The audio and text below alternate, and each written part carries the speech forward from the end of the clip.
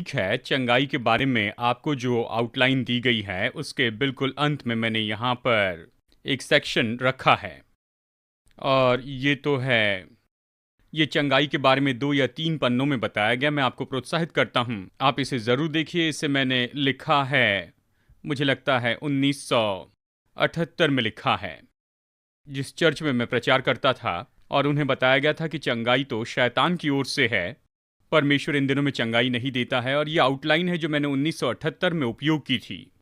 ये सच में बहुत ही अच्छा है और मैं चाहता हूं कि आप इसे देख लें और हम जो सिखा रहे हैं उसके साथ में ये अतिरिक्त बात है। अब हम अगले सेशन में जाने वाले हैं और हम चर्चा करने वाले हैं आशीष और चमत्कारों पर। किसी ने आशीष और चमत्कार के बारे में मेरी शिक्षा सुनी है? कुछ लोगों ने। ये सच में बहुत ही अच्छी शिक्षा है और मैंने लोगों को उतने अच्छी तरह से इसे नहीं सिखाया है जिस तरह से परमेश्वर ने इतने अद्भुत रीति से मुझ पर प्रकट किया है। बहुत से लोगों के लिए तो ये जो बात है बहुत महत्वपूर्ण दिखाई नहीं देती है। खैर, मैं यही कहूँगा कि इसे बताने में मुझे थोड़ी मुश्किल जा रही थी। मैं आपसे यही कहूँगा कि अपना दिल खोलिए और आप परमेश्वर से मदद मांगते जाइए कि आप इसे समझें, क्योंकि ये बड़ी बात है। ये बहुत महत्वपूर्ण है। ये 2 अलग अलग तरीके हैं परमेश्वर से प्राप्त करने के लिए। मैंने इसका उदाहरण आपको पहले भी दिया है। मैं और मेरी पत्नी दूर गांव में रहते थे और वो अक्सर कैटलॉग देखकर बहुत सी चीज़ों को ऑर्डर करती थी और हम हमेशा उनसे ये पूछते थे कि आप ये सारी चीज़ें कैसे लाकर दोगे, क्योंकि अगर ये आता था यूपीएस से या कहिए फेडेक्स से और दूसरे जो कुछ भी है, जैसे कि हम कह सकते हैं ये तो पोस्ट ऑफिस से आता था। खैर, इन सभी लोगों की अपनी अपनी अलग अलग पॉलिसी हैं। इनमें से बहुत से तो घर तक लाकर नहीं देते हैं, वो बस लाकर फाटक के पास में रख देते हैं हमारी ज़मीन पर। और वो फाटक तो 1/3 मील की दूरी पर था, तो कोई लोग आकर वहाँ पर उसे ले लेते थे। देखिए, पेड़ पर यहाँ पर हैम्स लगते थे उसी फाटक के पास में जहाँ से आप आए हैं। जानते हैं, सभी के पास में अलग अलग पॉलिसी है। कोई हमारे ड्राइववे में चला कर आते हैं तो हमें ये जानना था कि इसे कैसे डिलीवर करेंगे, क्योंकि बहुत सी ऐसी चीज़ें हैं जो हमारे छोटे पोस्ट ऑफिस बॉक्स में फिट नहीं होती हैं। यूपीएस से उन्हें डिलीवर करना था और मुझे इसके बारे में निश्चित तो पता नहीं। वो भीतर तक ये सारी चीज़ें हमारे हाथ में लाकर नहीं देते थे, वो सामने ही लाकर देते थे। अगर वो फेडेक्स से आता तो वो पूरे ड्राइववे में आकर हमें देते। कुछ भी हो, ये काफ़ी नहीं है कि आपने ऑर्डर किया और कंपनी ने उसे भेज दिया, लेकिन आपको जानना है कि वो कैसे डिलीवर करेंगे ताकि हम इसके संपर्क में आकर उसे प्राप्त कर सके। इसी तरह से परमेश्वर की भी 2 अलग अलग डिलीवरी सिस्टम हैं। वो आपकी ज़रूरतों को पूरा कर सकता है एक चमत्कार के द्वारा या फिर आशीष के द्वारा। और बहुत से लोग इसके बीच में कोई फ़र्क नहीं देखते हैं, लेकिन देखा जाए तो इसमें बहुत बड़ा फ़र्क है। और जैसे हम इसे देखते जाएंगे तो मैं जानता हूं कि आप में से बहुत से लोगों को जवाब मिलेगा कि क्यों कुछ लोग संपन्न नहीं होते। क्योंकि परमेश्वर का आपको संपन्न करने का तरीका है, हम कह सकते हैं कि नंबर 1 तरीका है, और वो है कि आशीष के द्वारा आपको संपन्न करें। चमत्कार परिभाषा के रूप में देखा जाए तो शब्दकोश में उसकी परिभाषा ये है, ये तो स्वाभाविक नियमों के ऊपर परे होकर काम करना है। शब्दकोश चमत्कार के बारे में यही कहता है। परमेश्वर ने ये स्वाभाविक नियम बनाए हैं। परमेश्वर इन सारे स्वाभाविक नियमों के परे काम करना नहीं चाहता है, ये तो असाधारण होगा। हाँ, उसने इसे किया है, वो ये कर सकता है और वो ज़रूर इसे करेगा भी। वो लोगों से प्यार करता है और निश्चय ही चमत्कार होते हैं, लेकिन चमत्कार कभी भी परमेश्वर का पहला चुनाव नहीं था। परमेश्वर तो आशीष के द्वारा आपकी सारी ज़रूरतें पूरी करना चाहता है, जो कि स्वाभाविक नियमों के साथ में व्यवहार करते हैं। चलिए, मैं उदाहरण के लिए आपको ये बताऊं। कहिए कि आपके जीवन में आपको पैसों की कुछ ज़रूरत है। परमेश्वर तो सच में हर तरह से चमत्कार कर सकता है। उसने आसमान से मन्ना बरसाया, ये निश्चय ही चमत्कार है। लेकिन जानते हैं, ये केवल कुछ समय के लिए था, यह हमेशा के लिए नहीं बना रहा। मैं आपको ये 3 बातें बताना चाहता हूं, उसके बाद में हम पीछे जाकर और भी विवरण से देखेंगे। यही तो 3 बड़े फर्क है चमत्कार और आशीष के बीच में। चमत्कार तो हमेशा कुछ समय के होते हैं। एक बार जब आशीष सक्रिय की जाती है, उसे कोई रोक नहीं सकता है। परमेश्वर इसे नहीं रोकेगा, शैतान रोक नहीं सकता है। केवल आप ही उस आशीष को रोक सकते हैं, और विश्वास करने से, इनकार करने के द्वारा, विश्वास से बाहर आने के द्वारा। यानी आशीष तो अनंत काल की है, चमत्कार कुछ समय के हैं। चमत्कार कभी भी आशीष की जितना भरपूरी में नहीं होते हैं। चमत्कार तो जो कुछ भी आपको चाहिए केवल उसके लिए पर्याप्त होते हैं, जबकि देखा जाए तो आशीष पर्याप्त से बढ़कर है। उदाहरण के लिए देखिए, यीशु ने रोटी और मछली को बहुगुणित किया और उन्होंने 12 टोकरियां जमा की, यानी जो कुछ भी था उससे बहुत ज़्यादा बढ़कर था। और साथ में आप ये भी पाएंगे कि चमत्कार पाने के लिए आपके पास संकट होना ज़रूरी होता है। परमेश्वर तब तक चमत्कार नहीं करता है जब तक कि आप संकट की परिस्थिति में ना हो, क्योंकि ये तो स्वाभाविक नियमों का उल्लंघन करना, और परमेश्वर ने ये स्वाभाविक नियम बनाए हैं। जब उसने बनाए तो कहाँ ये अच्छा है। अगर आपको परमेश्वर के साथ में चलना है, परमेश्वर के बहाव में बहते चले जाना है और विश्वास से सारे कामों को करते चले जाना है, तो जानते हैं परमेश्वर बस आपको आशीष देना चाहता है और आपके जीवन में अपनी आशीष उंडेलना चाहता है, निरंतर करेगा स्वाभाविक और आत्मिक नियमों के रहते हुए। यदि आप कुछ भी नहीं करते हैं तो परमेश्वर आपकी ज़रूरत को चमत्कार के द्वारा पूरा नहीं कर सकते हैं, क्योंकि चमत्कार के लिए ज़रूरी है कि आप संकट में से होकर जाएं। यानी जो चमत्कार से चमत्कार में जीते हैं वो तो संकट से संकट में जीने वाले व्यक्ति हैं।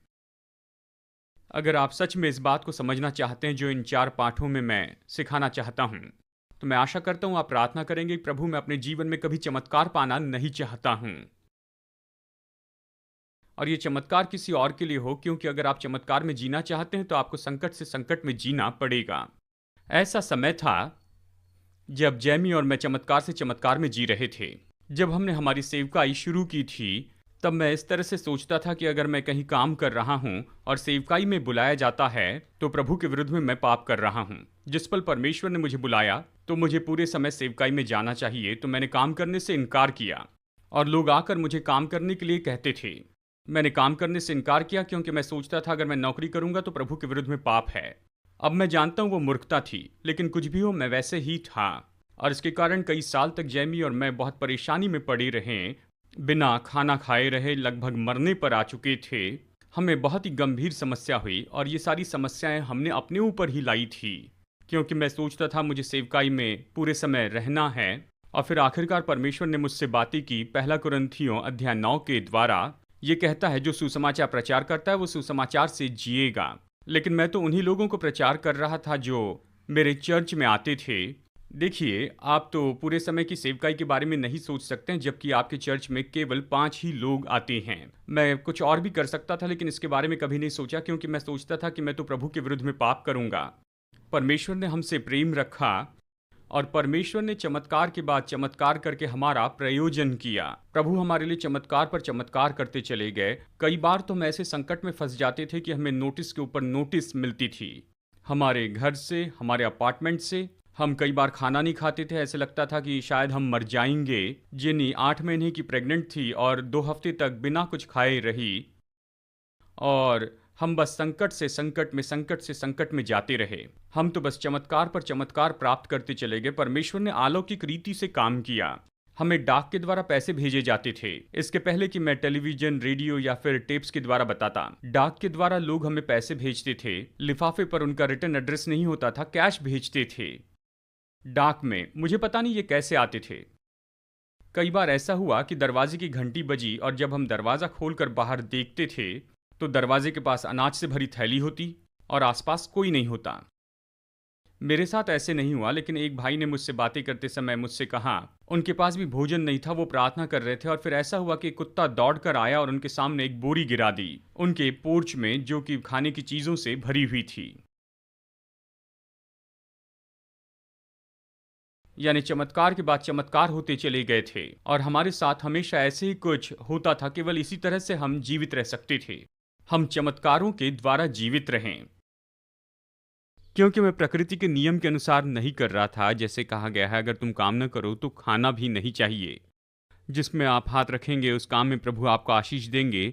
मैं प्रभु के वचन में नहीं चल रहा था। ये उतना बुरा नहीं है, लेकिन मूर्खता के कारण हम कई बार दुख उठाते हैं, और इसलिए हमेशा हमें चमत्कार चाहिए। मुझे याद है, और ये तो लगभग 1980 के आसपास की बात है, लगभग 80 के आसपास की बात है, और उसके बाद हम परमेश्वर की आशीषों में चलने लग गए। मैंने याद करके प्रभु से कहा कि प्रभु, मैंने बहुत समय से चमत्कार नहीं देखे हैं जैसे शुरू में देखता था। जैसे कि पेट्रोल खत्म हो जाता था सर्दियों में, जब हमारा बेटा कुछ ही महीनों का था और हमारा कार का पेट्रोल खत्म हो गया डाउनटाउन डैलस में, मतलब रात के 12 बजे सभा खत्म होने के बाद। और उस समय कोई भी नहीं था, सेलफोन भी नहीं थे कि हम किसी को फ़ोन करके बता सके। मैं जैमी और जोशुआ को कार में छोड़कर नहीं जा सकता था, वो सर्दी के कारण मर सकते थे। और उस समय सड़क पर भी कोई नहीं था, और मेरे पास में पैसे भी नहीं थे, और मैं फ़ोन भी नहीं कर सकता था। फ़ोन करने के लिए उन दिनों में उस बॉक्स में पैसे डालकर फ़ोन किया जाता था। मतलब हम तो बहुत ही मुश्किल परिस्थिति में पड़े हुए थे। जानते हैं उस समय मैंने क्या किया? मैंने उस कार पर हाथ रखा और प्रभु से कहा, प्रभु इसमें पेट्रोल भर दीजिए। पेट्रोल टैंक खाली होने के बावजूद 2 हफ्ते तक मैं उसे चलाते रहा। और हमने बहुत से चमत्कार पाए। हमारे पास में पैसे नहीं थे कि कार में किसी तरह से कोटिंग करें और उसके कारण ब्लॉक फ्रोज हो गया और दरारें आई, पानी भीतर आने लगा। यानी दरारें देखी जा सकती थी जिससे पानी भीतर उतर सकता था, लेकिन अंदर से पूरी तरह से सूखा था। मेरे पास उसे ठीक करने का पैसा नहीं था, तो मैंने कार पर हाथ रखी और मैंने बस प्रार्थना की और दरारें देखी जा सकती थी और लगभग 1 साल तक मैंने वही कार चलाई। मुझे अभी भी पता नहीं ये किस तरह काम कर रही थी। ये चमत्कार था, ये सामान्य नहीं था। यानी बिना पेट्रोल के कार चलाना, ब्लॉक क्रैक हो गया है फिर भी वही कार चलाते जाना, और फिर मेरे यू जॉइंट्स खराब हो गए थे। हम चलाते थे 56 शेवी बेल एयर और चाबी हम इग्निशन में लगाकर ऐसे निकाल सकते थे, यानी इग्निशन ऑन करने के बाद चाबी फंसी नहीं रहती थी और ये गाड़ी तो बहुत हिलती थी। इस तरह से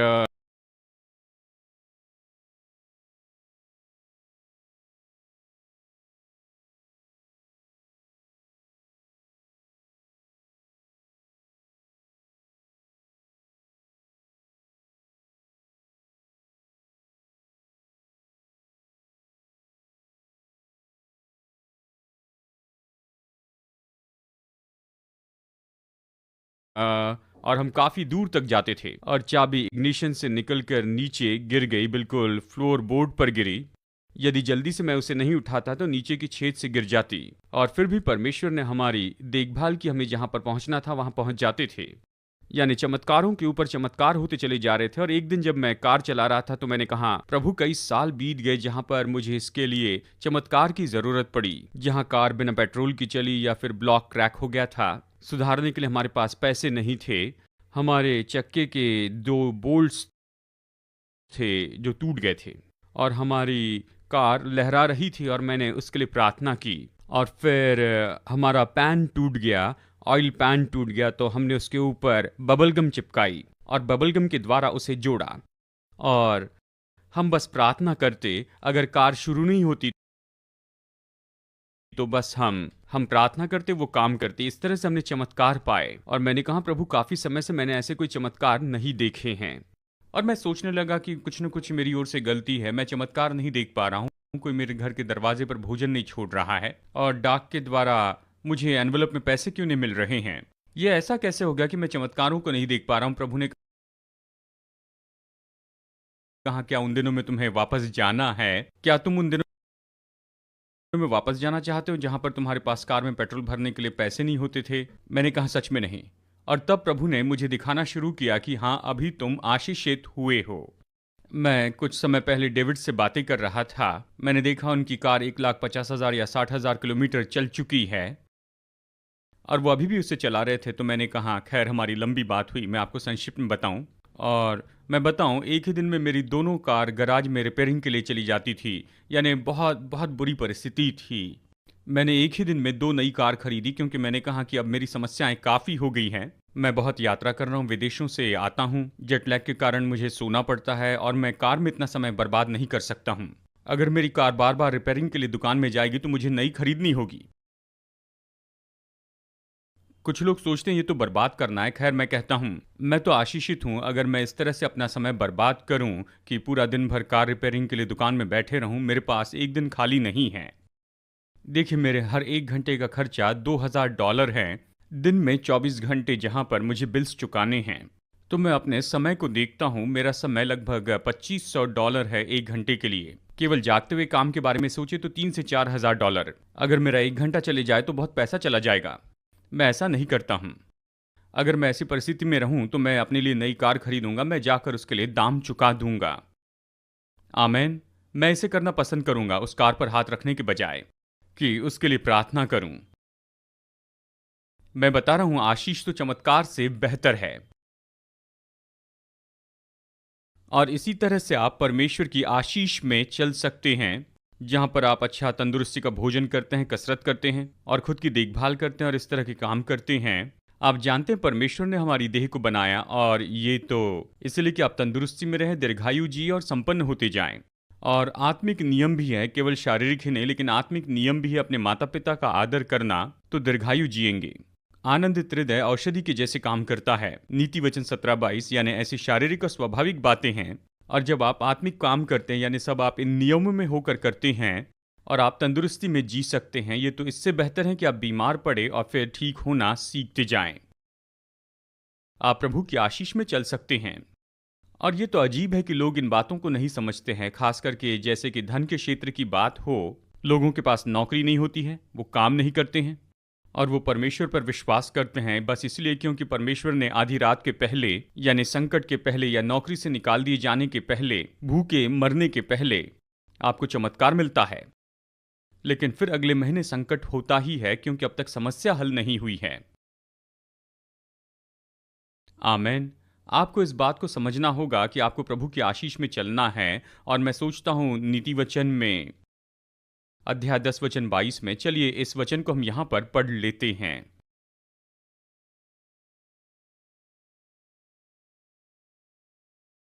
नीति वचन 10:22, धन यहोवा की आशीष ही से मिलता है और वो उसके साथ दुख नहीं मिलाता। परमेश्वर की आशीष के कारण हम धनी होते हैं। जब आप परमेश्वर की आशीष में चलते हैं तो अलौकिक रूप में आप संपन्न होते चले जाते हैं। आप चमत्कार का प्रबंधन पा सकते हैं, लेकिन ये कभी भी बहुतायत नहीं होगा। देखिए, मैं सच में कोशिश कर रहा हूं कि अपने नोट्स के साथ में बने रहूं। चलिए देखते हैं यहां पर इसके बाद में क्या लिखा है।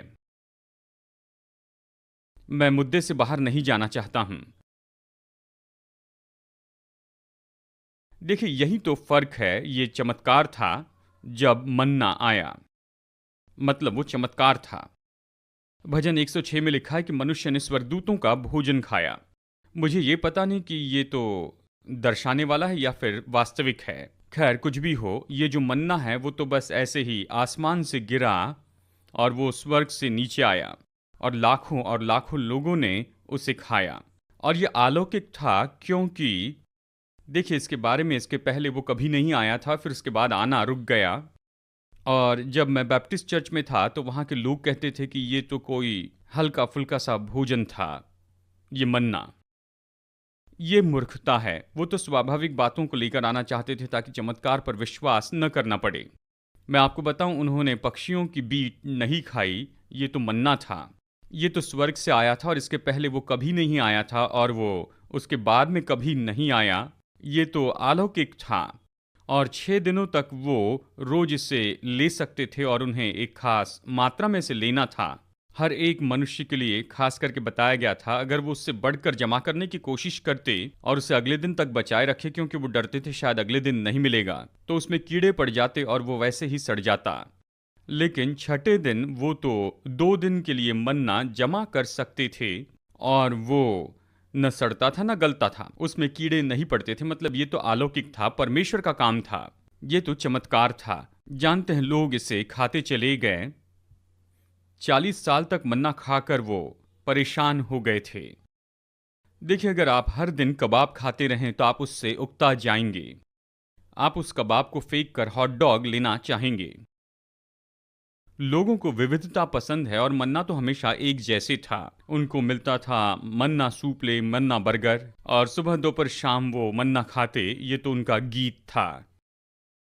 वो जहां भी जाते वहां पर मन्ना खाया करते थे। मन्ना खा खा कर इतने परेशान हो गए तो उकता गए थे कि वो शिकायत करने लग गए। वो परेशान हो गए। ये तो अलौकिक था, लेकिन ये ऐसा नहीं था कि 7 तरह के व्यंजन के भोजन के लिए बैठे हो। वो तो केवल मन्ना था, कुछ वेफर्स जैसे था। ये बहुत ज़्यादा पोषक था, उनकी ज़रूरत पूरी करता था। ये बहुतायत का नहीं था, इसे जमा करके नहीं रख सकते थे और इसीलिए ये आशीष की जितनी बहुतायत का नहीं था। और ये कुछ समय के लिए था। बाइबल में बताया गया ये सबसे लंबे समय तक का चमत्कार था। 40 साल तक चला, लेकिन कुछ भी हो थोड़े समय का था, फिर ये रुक गया। और देखिए, इसके लिए उन्हें संकट में रहना पड़ता और इसके पहले तो वो भूखे मरने पर आ गए थे और फिर परमेश्वर ने उन्हें ये चमत्कार दिया। और इसीलिए ये तो बहुत ही बेहतर होगा कि आप बहुतायत की परिस्थिति में रहें, यानी आपके पास ऐसी ज़मीन हो जहाँ पर दूध और मधु की धाराएं बहती हैं, आप बीज बोते हैं, आपके पास पशु होते हैं और आपको जो कुछ भी चाहिए सब मिलता है। मतलब परमेश्वर की आशीष तो बहुतायत की होती है और ये ज़्यादा समय तक बनी रहती है, ये संकट से बचाकर रखती है। इसके बजाय कि आप संकट में रहें, अगर आप परमेश्वर की आशीष में चलते चले जाएं तो आप यानी देखिए कई साल बीत गए हैं, मुझे पता नहीं शायद कई दशक बीत गए, जहां जैमी और मैं कभी आर्थिक संकट में रहे। हम सीख गए थे कि स्वाभाविक नियम और आत्मिक नियम का पालन करें और हम उसके साथ मिलकर काम करने लगे। अभी हम आशीषित आशीषित आशीषित हैं और हम कभी पैसों के बारे में सोचते भी नहीं हैं। मुझ पर भविष्यवाणी की गई थी लगभग 20 साल पहले कि मैं ऐसी दशा में पहुंचूंगा जहां पर परमेश्वर की इच्छा को पूरी करने के लिए मेरे पास पैसा है या नहीं, इसे मैं कभी नहीं देखूंगा। मुझे याद है जब ये भविष्यवाणी हुई तो मैं सोचने लगा, क्या ये बात संभव है? क्या आप ऐसा जीवन जी सकते हैं कि जहां पर आपको जो कुछ भी करना है आप उसे करते जाओ और पैसों की परवाह न करें? और मैं सच में उस जगह पर पहुंचा हूं। मैं पैसों की परवाह नहीं करता हूं। मैं बस कहता हूं, प्रभु क्या आप चाहते हैं कि मैं ऐसा करूं? प्रभु जो चाहते हैं वो मैं सब कुछ कर सकता हूं। क्या ये अद्भुत नहीं? ये तो परमेश्वर की आशीष है।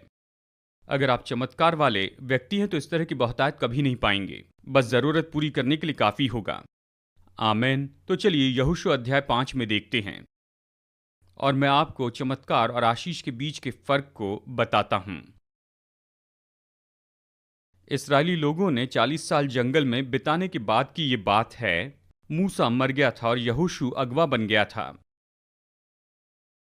और वो यरदन नदी के पास में आते हैं और यहोशू ने यरदन नदी का विभाजन किया और पूरा इस्राएली देश यरदन के पार हो गया। बाढ़ के समय में सूखी भूमि पर से पार हुआ। ये पूरी तरह से चमत्कारी था।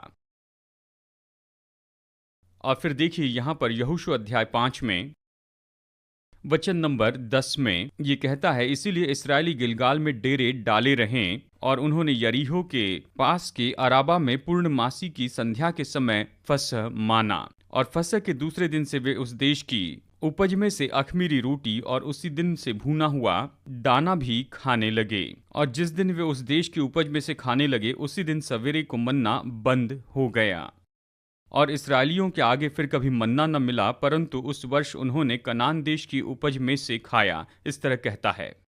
जरा कल्पना कीजिए, ये लोग ऐसे हल्के फुल्के वेफर्स खाते थे।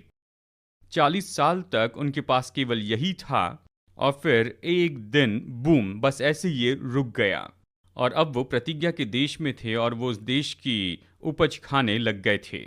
और वचन कहता है कि ये तो दूध और मधु की धारा का देश था। वो गए और उन्होंने अंगूरों का एक गुच्छा उठाया और ये इतना बड़ा था कि उसे बांस पर रखकर 2 मनुष्य उसे उठाकर लाए थे।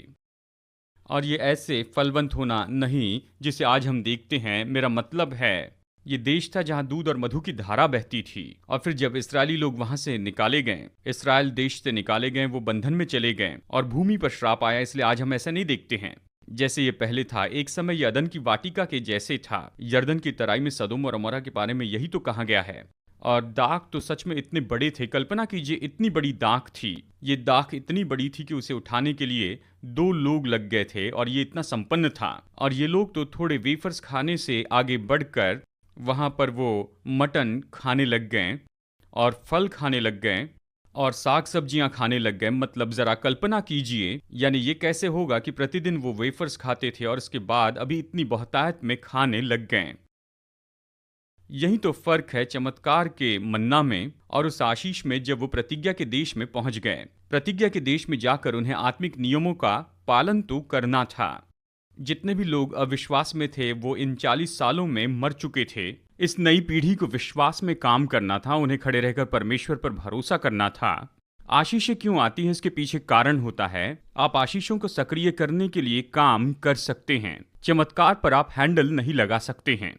आप चमत्कार को जबरदस्ती नहीं करवा सकते, लेकिन आप परमेश्वर की आशीष पर नियंत्रण कर सकते हैं। वचन में प्रतिज्ञाएं, आप इस पर सक्रिय होकर काम कर सकते हैं, प्रभु की आशीष पा सकते हैं। लेकिन चमत्कार के लिए जब आप परेशान रहते हैं, आप पुकारते लेकिन नहीं जानते हैं ये कब होगा और ये कैसे होगा। ये कुछ समय के लिए होगा, ये कभी बहुतायत का नहीं होगा और उसके पहले आप संकट में से जाएंगे। देखिए, ये तो मेरी विचारधारा है। मैं लोगों को जानता हूं, बहुत से लोगों की मैंने सेवा की है और मैं आपको गारंटी दे सकता हूं कि आप सब लोग जो यहां पर बैठे अगर 40 साल तक केवल मन्ना ही खाते रहें, मन्ना खाते रहें जो कि अलौकिक रूप में आसमान से गिरता रहा था, और फिर अगले ही दिन आप सब फल और साग सब्जी और इस तरह का भोजन करते हैं।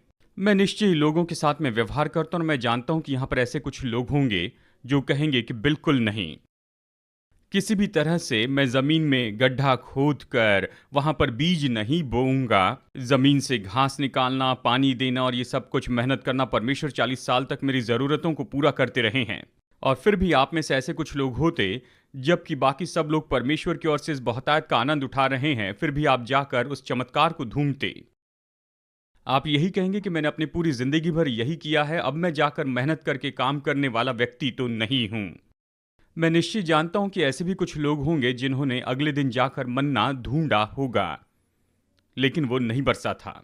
ये जरूरत पूरी करने के लिए कुछ समय का मार्ग था। सामान्य मार्ग तो यही है कि आपको काम करते जाना होगा। यदि काम न करें तो भोजन न करें। आप कुछ काम कीजिए, आप जिस काम में अपना हाथ लगाएंगे प्रभु आशीष देंगे। ये तो आत्मिक और प्रकृति के नियम हैं।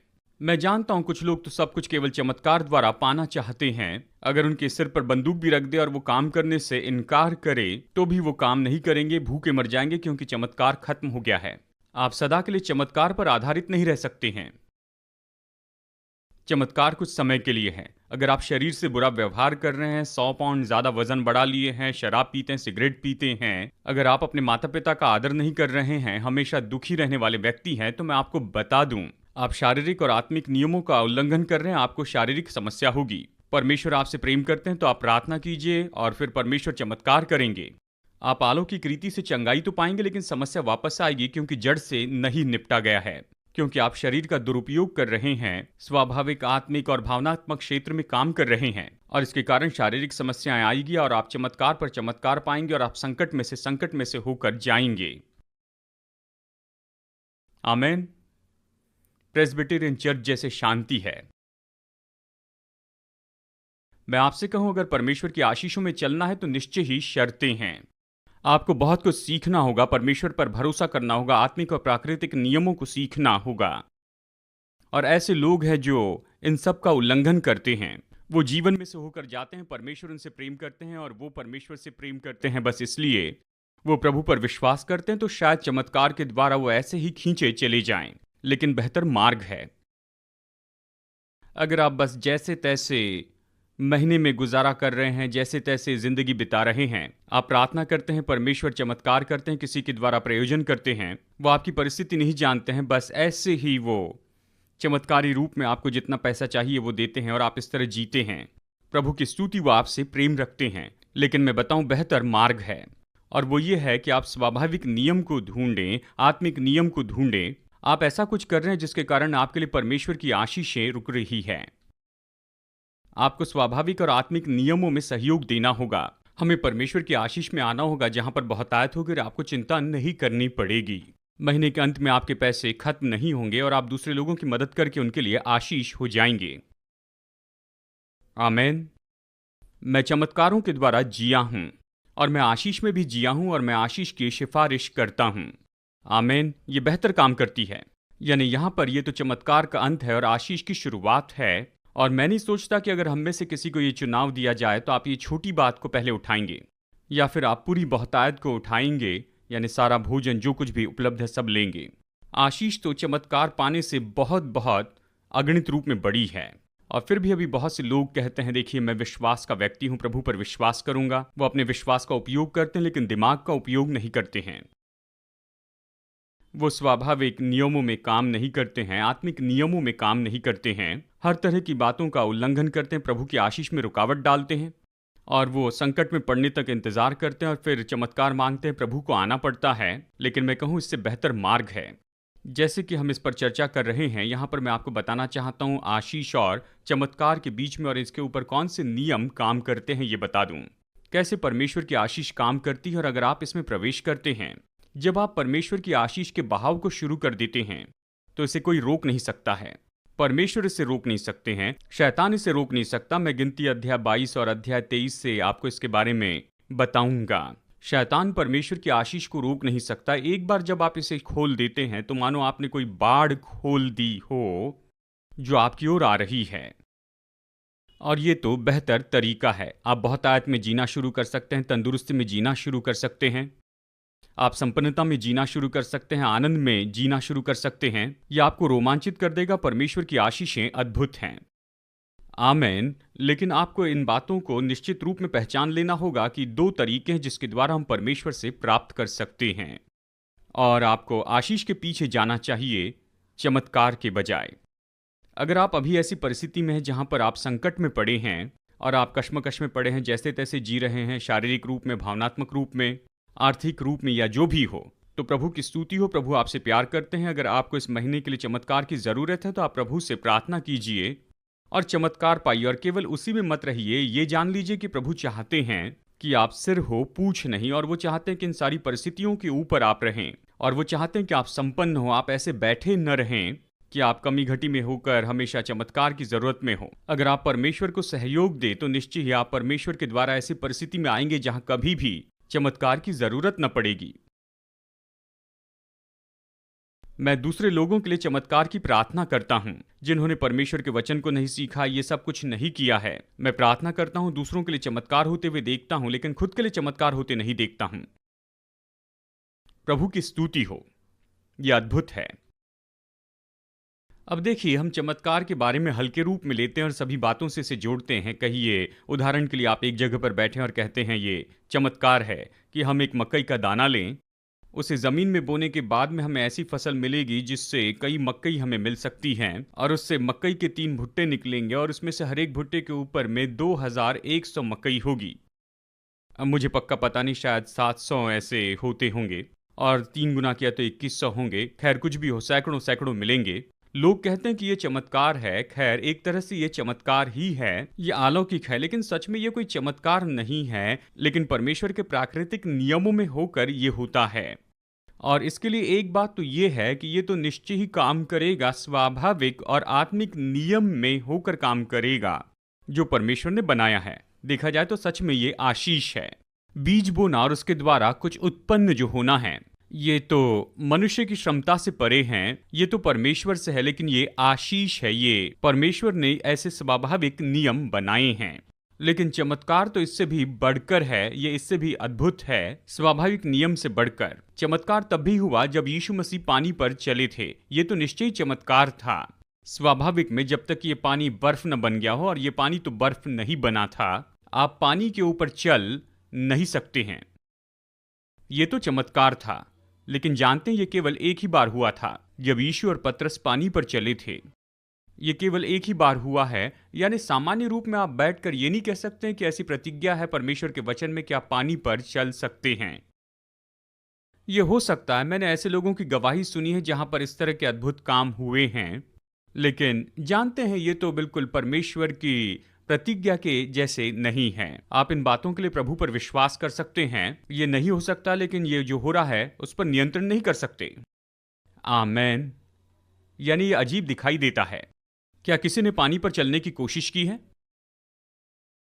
मेरे कुछ दोस्तों ने कोशिश की, अच्छे कपड़े पहने, सबसे अच्छा सूट पहन लिया, दोस्तों को बताया कि मैं पानी पर चलूंगा, और वो पानी के अंदर डूब गए। देखिए, आप बैठकर दावा नहीं कर सकते कि आपके पास में पानी पर चलने के लिए प्रभु से प्रतिज्ञा है, लेकिन प्रतिज्ञा तो है कि प्रभु जरूरत पूरी करेंगे। अगर आप काम करते हैं, किसी काम में हाथ डालते हैं, प्रभु पर विश्वास कीजिए और कीजिए, इसके लिए वचन आपके साथ में है।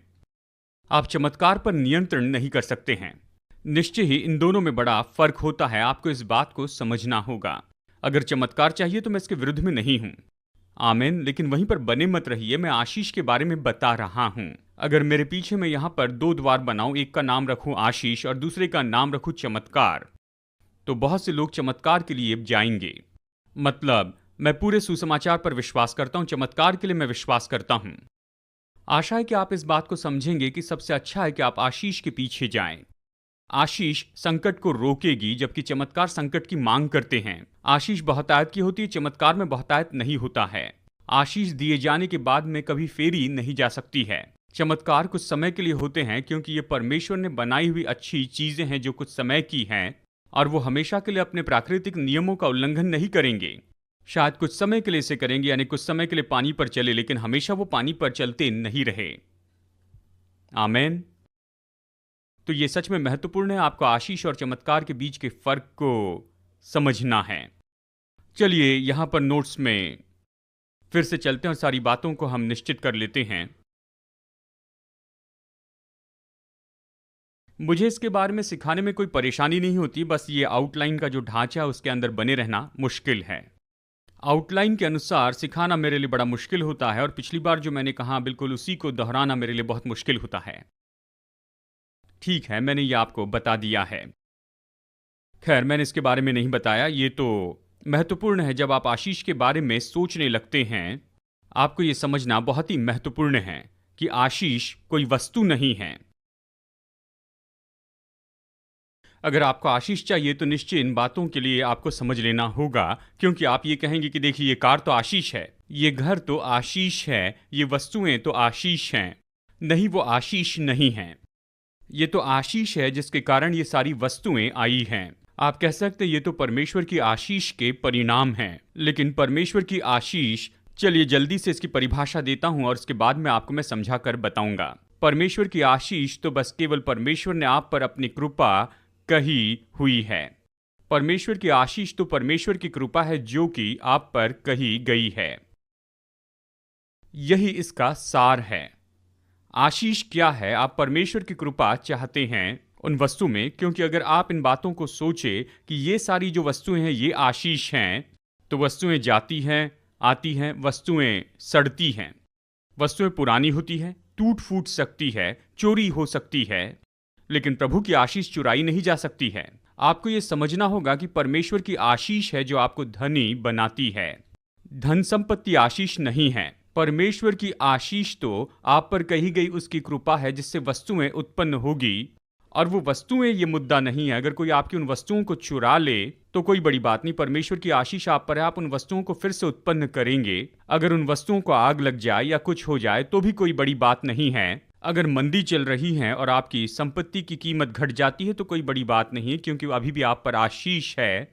और जब तक कि आपका विश्वास उन वस्तुओं में नहीं है जो कि आशीष के कारण उत्पन्न हुए हैं, लेकिन आपका विश्वास परमेश्वर में है, परमेश्वर की कृपा मुझ पर है, मैं आशीषित हूं, परमेश्वर द्वारा मैं आशीषित हूं, और अगर आप इस पर विश्वास करें तो मैं आपको गारंटी दूं आप किसी भी आर्थिक परिस्थिति में संपन्न होते चले जाएंगे। आपके साथ चाहे जो भी हो जाए। देखिए, परमेश्वर की आशीष ये वस्तु नहीं है। देखिए, अब्राहम की आशीष के बारे में बताया गया है यहाँ पर उत्पत्ति में, और गलातियों अध्याय 3 वचन 13 में बताया है, और वचन 14 में कि अब्राहम की आशीष विश्वास के द्वारा अन्य जातियों पर आए। अब्राहम की आशीष क्या थी? ये परमेश्वर ने कही हुई कृपा है कि मैं तुम्हें आशीष देता हूं और तुम्हारा नाम महान करूंगा और तुम्हें आशीष बनाऊंगा। और परमेश्वर ये सब कुछ बस बोलते चले गए। उसके ऊपर ये तो उसका तंबू नहीं था, ये उसकी वस्तु नहीं थी, ना ही उसकी भेड़ बकरियां थी। मैं ये नहीं कह रहा कि अब्राहम की जो भेड़ बकरियां थी जो कि 4000 साल पहले ही मर चुकी हैं, या उसका सड़ा हुआ तंबू, मुझे वो वस्तुएं नहीं चाहिए, मुझे परमेश्वर की कृपा चाहिए।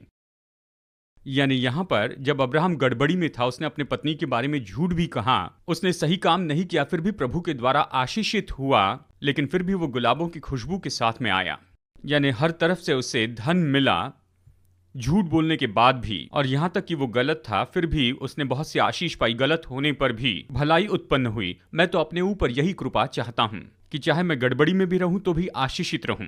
परमेश्वर की आशीष कोई वस्तु नहीं है, ये परमेश्वर की कृपा है, और ये हमेशा कही जाती है। परमेश्वर अपनी कृपा इसी तरह से खोलते हैं, वो आप पर इसे कहते हैं। अब्राहम के द्वारा मैं आपको ये दिखाऊंगा उत्पत्ति के अध्याय 22 में, और परमेश्वर अपनी आशीष को कहते हैं। तो चलिए यहां पर उत्पत्ति अध्याय 1 से कुछ वचन देखते हैं। अवश्य ही परमेश्वर ने सब कुछ बोलकर ही अस्तित्व में लाया था।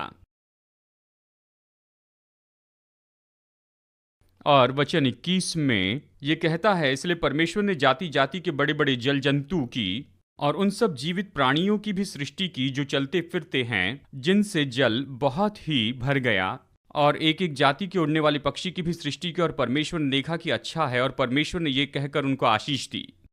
इस तरह से आशीष देते हैं कहने के द्वारा।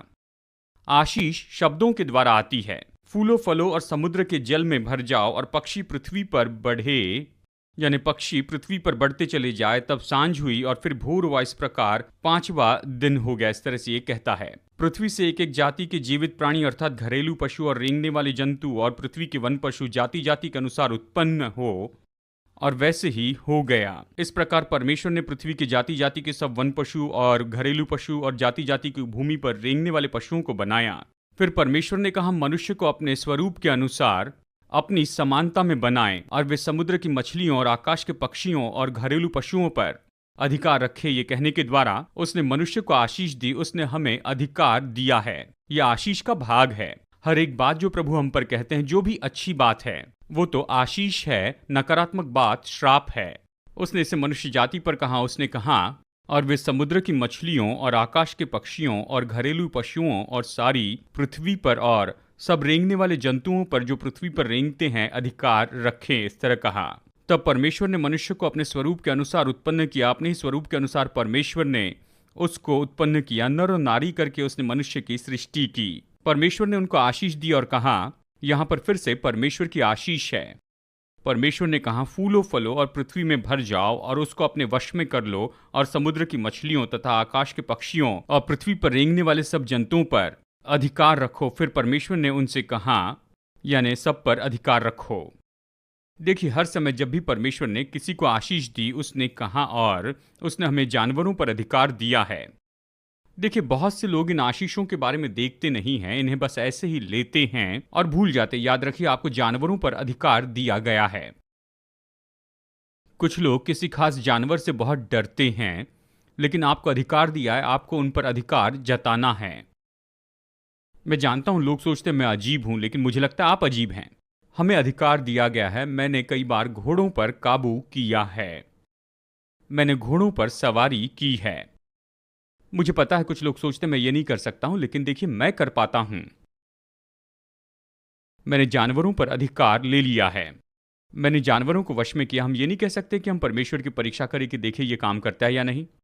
मतलब अगर जरूरत पड़े तो आप जानवरों पर अधिकार कर सकते हैं। मेरे बहुत से कुत्ते थे। मैं कुत्तों की परवाह करता था। मैं सुबह सुबह जॉगिंग के लिए जाता था। मुझे याद है सिलिकामा अलाबामा में सुबह 4:30 बजे मैं दौड़ने के लिए गया और कुछ कुत्ते मेरे पीछे पड़ गए, और मैं वहां 6:30 बजे तक रुका रहा, जब तक कि लोग जागकर अपने कुत्तों को वापस न बुला लें। यानी इन कुत्तों से बचने के लिए 2 घंटे तक पेड़ पर बैठा रहा। कुत्तों ने मुझे काटा, मुझे भगाया। खैर, ये बड़ी कहानी है। खैर, अंत में यही कहूंगा, वो केवल कुत्ते ही थे। मुझे इन सारे कुत्तों के ऊपर में अधिकार दिया गया था, और अब मैं जानवरों पर अधिकार लेता हूं। अभी भी मैं जॉगिंग के लिए जाता हूं। अगर कोई कुत्ता मेरे पीछे पड़ जाए तो अच्छा होगा कि कुत्ता अपनी ही रक्षा कर ले, क्योंकि मैं उससे व्यवहार करूंगा, और कोई कुत्ता मेरे सामने कभी खड़ा नहीं रहा है। मैंने सबको भगाया है। मैं जानता हूं कुछ कुत्ते इतने जल्दी से भागे नहीं, लेकिन ये तो बहुत ही अजीब था। मैं ये नहीं कह रहा कि कुत्ती ने बच्चे दिए और आप जाकर उन बच्चों को उठाकर नहलाने लगे। बस मैं ये कह रहा हूं कि अगर सड़क पर कोई कुत्ता आपके पीछे पड़ जाए, मेरे पीछे पड़ जाए, तो मैं आपको गारंटी दूं कि कुत्ता भाग जाएगा। मैं नहीं, मैंने डॉबरमैन को भी ऐसे ही भगा दिया। सड़क के उस पार से वो मुझ पर भौंक रहे थे, और जब मैंने देखा तो वो मुझसे दूर भागने लगे।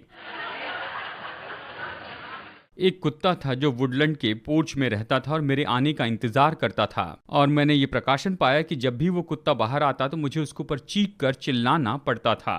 आज भी अगर मैं उस घर में जाऊं तो वो कुत्ता मेरी ओर देखकर चुपचाप कोने में बैठ जाएगा। ये सच है। हमें जानवरों पर अधिकार दिया गया है। हम इसका उपयोग नहीं करते हैं और सोचते हैं कि ये तो मूर्खता है। परमेश्वर ने आशीष दी और उसने कहा, यह हर एक जानवर के भीतर में है। हमारे बारे में उनमें डर है। उत्पत्ति 9 में देखिए कि तू हर एक पशु के ऊपर में अधिकार करेगा कहा। यानी आप इसमें होकर काम कर सकते हैं। इसमें काम करके आप विजय प्राप्त कर सकते हैं। आप इस पृथ्वी पर अधिकार कर सकते हैं, वश में कर सकते हैं। आप पेड़ों से बातें कर सकते हैं। यीशु ने किया है। आमेन। मैं जानता हूं कुछ लोग सोच रहे हैं ये अजीब है, लेकिन वचन यही तो कहता है। ये परमेश्वर के आशीष का भाग है, और मैंने इसमें होकर काम किया है। मैंने अलौकिक फसल देखी है। मैंने अद्भुत काम होते देखा है। ये परमेश्वर के आशीष का भाग है, लेकिन इसे विश्वास से सक्रिय करना है। इस पर विश्वास करना है। आत्मिक और स्वाभाविक नियम में आपको सहयोग देना है। ये अद्भुत है। परमेश्वर की आशीष कोई वस्तु नहीं, लेकिन ये परमेश्वर की कृपा है जो आप पर कही गई है, और सामान्य रूप में पूरी बाइबल बस यही तो है। ये परमेश्वर की आशीष है मनुष्य जाति पर, बता रही कि आपके लिए क्या इच्छा है, आपके लिए क्या उपलब्ध है, आप अपने जीवन में क्या कर सकते हैं। आप इन चीज़ों को ले सकते हैं और आप परमेश्वर की आशीष को बोल सकते हैं। और केवल इतना ही नहीं, यानी परमेश्वर की आशीष तो खोली गई है, लेकिन यहाँ पर एक आवाज़ सक्रिय भी की गई है। आपको इन आशीषों को बोलते चले जाना है। भजन संहिता 91, जो परम प्रधान के छाए हुए स्थान में बैठा रहे, वो सर्वशक्तिमान की छाया में ठिकाना पाएगा। वचन 2 कहता है, मैं यहोवा के विषय में कहूंगा, वो मेरा शरण स्थान और गढ़ है।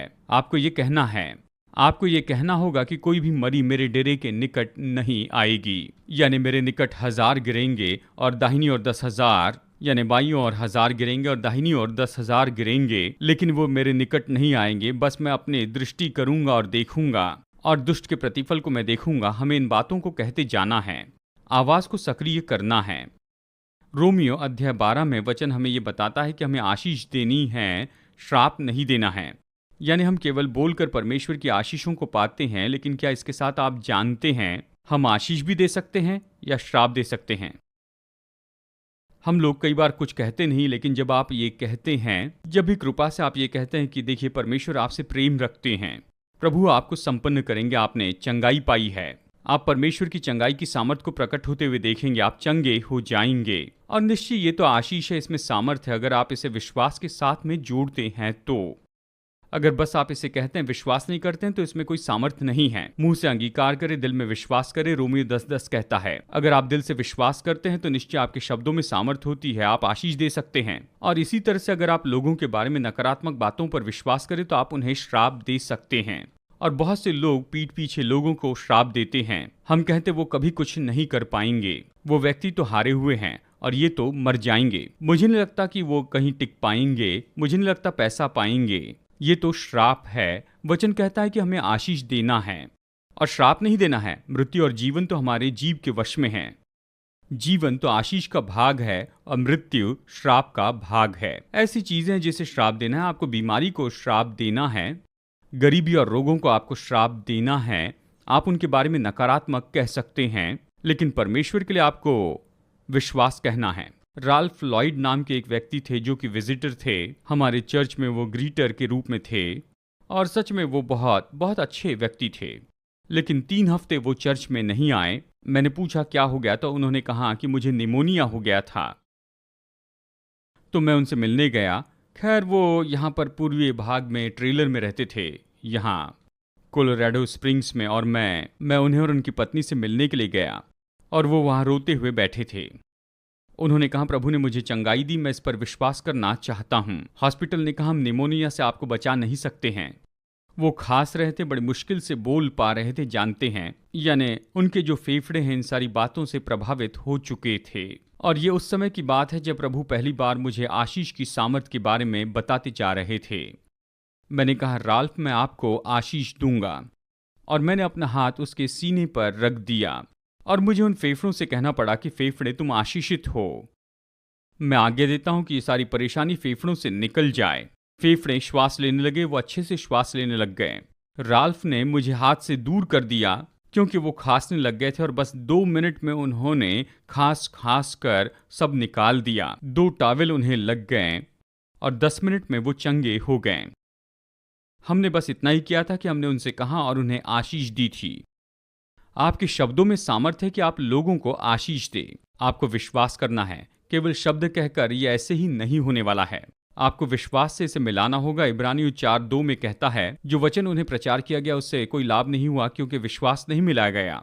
हमें वचन को विश्वास के साथ में मिलाना होगा। लेकिन जब आप इसे समझ लेते हैं तो आपके शब्दों में सामर्थ होती है। जब लोग मुझसे पूछते हैं आप कैसे हैं, तो मैं कहता हूं मैं आशीषित हूं। जब भी कोई पूछता है तो मैं अपने लिए आशीष ही कहता हूं। और कुछ लोग ये सोचते हैं कि ये तो बहुत ही अजीब है, लेकिन जानते हैं हर समय मैं खुद को आशीष देता हूं। मैं जानता हूं हजारों लोग मेरे बारे में कहते हैं। पिछले हफ्ते मुझे ईमेल आया एक बहन की ओर से जो कि कहीं दूर रहती है। मैं किसी काम से गया था और उस बहन ने पूछा कि मैं कैसा हूं, तो मैंने कहा मैं आशीषित हूं। और उसने कहा, परमेश्वर की महान कृपा मुझ पर हुई है।